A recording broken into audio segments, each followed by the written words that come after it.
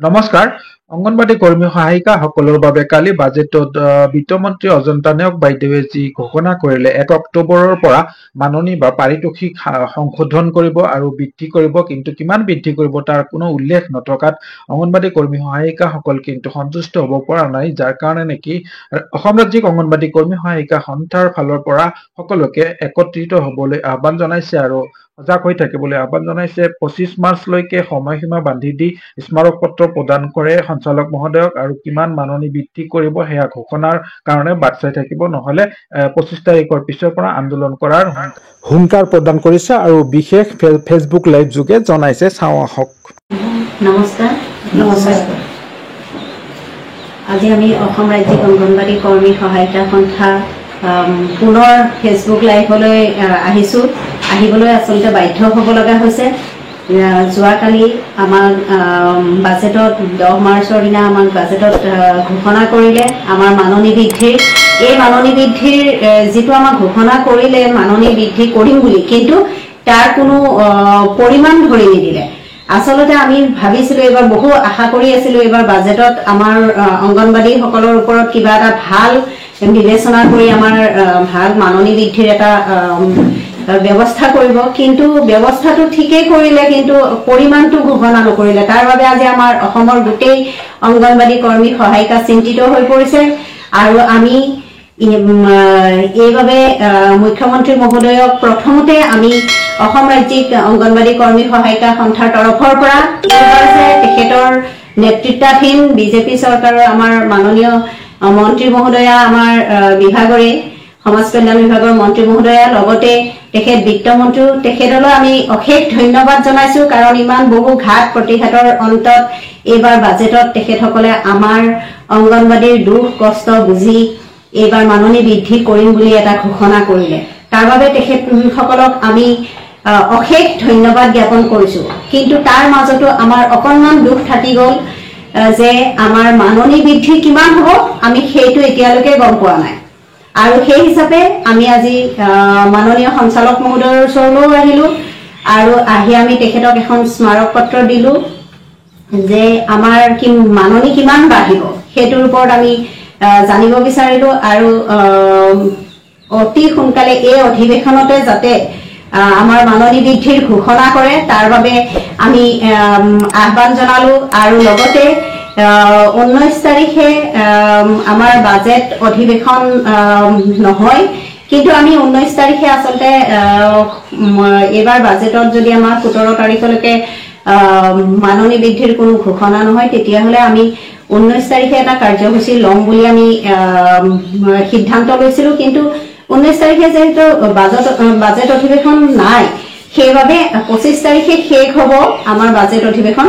এই 25 তাৰিখৰ ভিতৰত যদি আমাৰ মাননী বৃদ্ধিৰ কোনো ঘোষণা নহয় তেতিয়াহলে হয়তো আমি আকৌ প্ৰতিবাদী কাৰ্যসূচী লবলৈ বাধ্য হ'ম।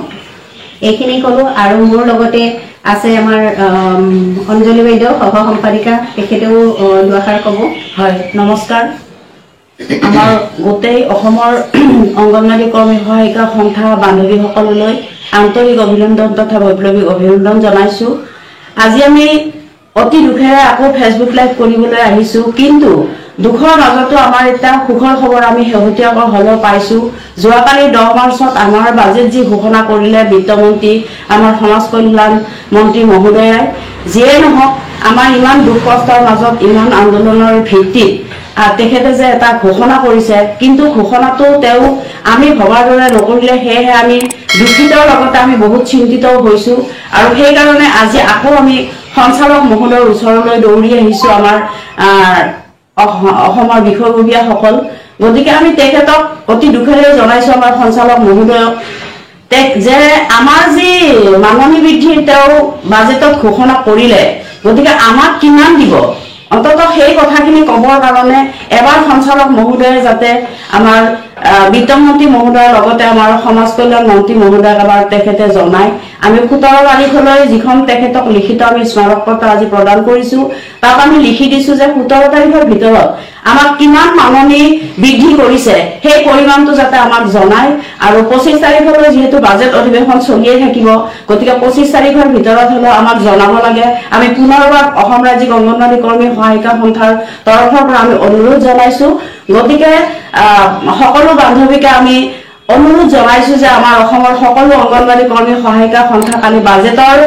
যি ঘোষণাৰ পিছত বহুত চিন্তিত আৰু দুখিত হৈছে আপোনালোকক আমি অনুৰোধ জনাইছো আমি যদি এনেকৈ হতাশাত ভোগো বা আমি যদি এনে ধৰণৰ কিছুমান কথা প্ৰকাশ কৰো আপোনালোকক অশেষ আন্তৰিকতাৰে আহ্বান জনাইছো যাতে অসম ৰাজ্যিক অংগনবাড়ী কৰ্মী সহায়িকা সন্থা সদায় এনেকৈ মজবুত হৈ থাকে ঐক্য হৈ থাকে এনে ধৰণৰ কিছুমান উৰা বাতৰি শুনি যাতে কোনেও ভাঙি নপৰে তাৰ বাবে আপোনালোকক আমি আহ্বান জনাইছো এই ফেচবুক লাইভৰ দ্বাৰাই আৰু আমাৰ পৰৱৰ্তী কাৰ্যসূচী যাতে আমি সকলোৱে চলাই নিব পাৰো 25 তাৰিখৰ ভিতৰত যদি আমাৰ মাননি বৃদ্ধিৰ ঘোষণা অন্ততঃ আমাক কিমান দিব সেই ঘোষণা যদি তেখেতসকলে নকৰে পৰৱৰ্তী কাৰ্যসূচী আমি কেনেদৰে আগুৱাই নিম আৰু কেনেদৰে কৰিলে ভাল হ'ব আপোনালোক সকলোৰ পৰা পৰামৰ্শ বিচাৰিছো এইখিনিয়ে মই কৈছো আপোনালোকলৈ অশেষ ধন্যবাদ জনাইছো পুনৰবাৰ অঞ্জলি বাইদেউলৈ ধন্যবাদ জনালো এবাৰ আমাৰ উপসভানেত্ৰী ললিতা কলিতা বাইদেউ আছে তেখেতে দুআষাৰ বক্তব্য আজি আমি যিহেতুকে সঞ্চালক নমস্কাৰ আমি যিহেতুকে সঞ্চালক মহোদয়ৰ ওচৰত গৈছো আৰু তেখেতে নাজানো বুলি কৈছে কিমান পৰিমাণ দিব এইটো নাজানে আৰু মিনিষ্টাৰে ঘোষণা কৰিব বুলি কৈছে বাজেটত যেহেতুকে বাজেটত ঘোষণা এতিয়ালৈকে পৰিমাণটো ঘোষণা কৰা আমাৰ ছোৱালী চিন্তিত হৈছে কিমান দিব আমাক পৰিমাণটো এইটোকে সেইকাৰণে সৰ্বসাধাৰণ ছোৱালী এতিয়া ভয় খাইছে কিমান দিব কি দিব সেইটো একো বুজি পোৱা নাই আৰু লগতে আমি যেহেতুকে বাজেট 25 তাৰিখলৈকে বোলে বাজেট আছে আৰু 25 তাৰিখৰ বাজেটত যি ঘোষণা নকৰে তাৰপিছত আমি কাৰ্যসূচী ল'বলৈ হাতাবতি বহি নাথাকো কাৰ্যসূচী ল'ম আৰু লগতে আমি সৰ্বসাধাৰণ ছোৱালীক আমাৰ লগত সহযোগ ঐক্যবদ্ধ হৈ আমি যাতে আমাৰ ৰাজ্যিক সন্থাটোক মজবুত কৰে তাৰ বাবে মই সকলো কৰ্মী সহায়িকা বান্ধৱীসকলক অসম ৰাজ্যিক অংগনবাড়ী কৰ্মী সহায়িকা বান্ধৱীসকলক আহ্বান জনাইছো এইখিনি কৰিম ধন্যবাদ আমাৰ উপসভানেত্ৰী বাইদেউ আজি আমাৰ সভানেত্ৰী জয়মতী দাস বাইদেউ আৰু সম্পাদিকা ইন্দিৰা নেৱাৰ বাইদেউ উপস্থিত নাই উপস্থিত মানে তেখেতৰ ব্যক্তিগত কিছুমান অসুবিধাৰ বাবে আজি তেখেতসকল আহিব পৰা নাই তাৰ বাবে আমি বিষয়ববীয়াসকলে আজি এই ফেচবুক লাইভত আহিব লগা হ'ল তাৰ বাবে আমাৰ কৰ্মী সহায়িকা সকলোৱে যাতে আমাক সহযোগ কৰে আৰু সন্থাৰ একত্ৰীকৰণত যাতে আপোনালোকে সকলোৱে সহায় সহযোগিতা আগবঢ়ায় আপোনালোকে যাতে নিজে হতাশ নহয় কাৰণ এই আন্দোলনৰ সময়ত ইমান ঘাত প্ৰতিঘাতৰ মূৰত ইমান বৃহৎ আন্দোলন 2 বছৰৰ মূৰত এই অক্টোবৰত আমাক এইজন সঞ্চালক মহোদয়ৰ নেতৃত্বত হয়তো আমাৰ মাননি বৃদ্ধি এবাৰ হ'ব 1 অক্টোবৰৰ পৰা আমাক দিম বুলি যেতিয়া কৈছে তেতিয়াহ'লে আমি মাননি বৃদ্ধিৰ আশা কৰিছোৱে কিন্তু ইয়াত এটা কথা সকলোৰে চিন্তিত হৈ পৰিছে যে বাজেট আবণ্টন হ'ল কিন্তু আমাৰ বাজেটত ঘোষণাও কৰিলে আমাক মাননি বৃদ্ধি কৰিম বুলি কিন্তু কিমান দিব সেইটো আমাক ঘোষণা কৰা নাই সেইটোৰ কাৰণে আমি যদি বাজেটত কিমান দিব সেইটো নকয় তেতিয়াহ'লে সেইটো আমাৰ কাৰণে মূল্যহীন হৈ পৰিব সেইবাবে আমি মাননীয় মন্ত্ৰী মহোদয়ক অনুৰোধ জনাইছো এই মঞ্চৰ পৰা যাতে আপুনি অতি শীঘ্ৰে আমাৰ দুখ কষ্টৰ অনুভৱ কৰি মাননি বৃদ্ধি আমাৰ কিমান কৰিব সেইটো